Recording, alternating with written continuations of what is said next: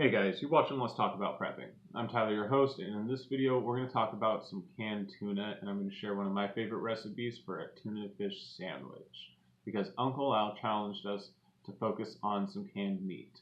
Now I think canned meat is a really good option because meat protein is going to be one of the hardest things to get in a grid down situation unless you have the ability to produce it for yourself already enabled. There just won't be enough wild meat protein around to provide for large populations of people, especially not when you have a decent sized group to be worried about. Now, it's going to be hard to store enough canned meat to get you by, but having some around is going to be a very decent option for a lot of different things.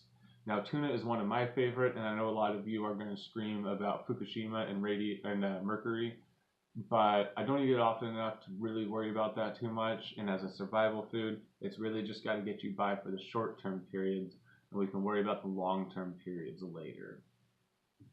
So, like I said, I really like tuna fish as a canned meat option.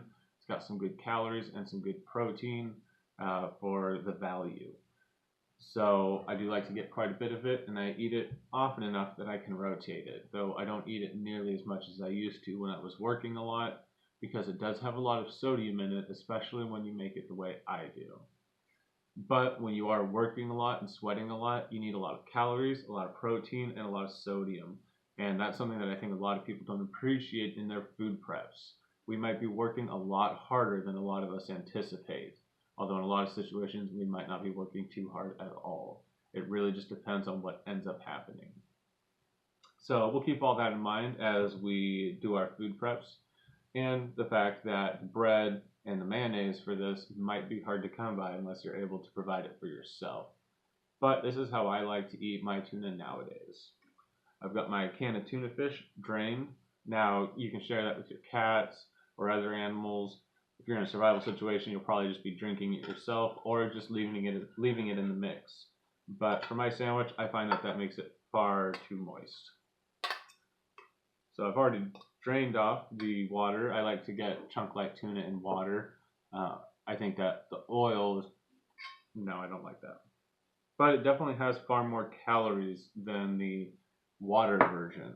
So there's definitely that to consider for preps. So I like to add a little bit of pepper there. And this is Jane's Crazy Mixed Up Salt. I do like Johnny's or some other kind of Cajun seasoning for this, but this is what we've been using lately.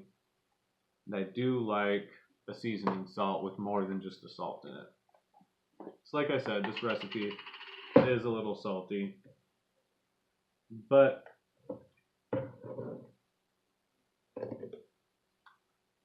that's just going to pass right through a guy like me.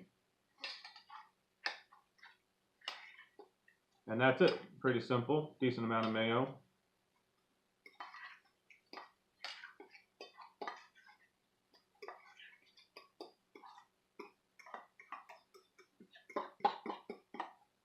Well mixed. 2 slices of bread.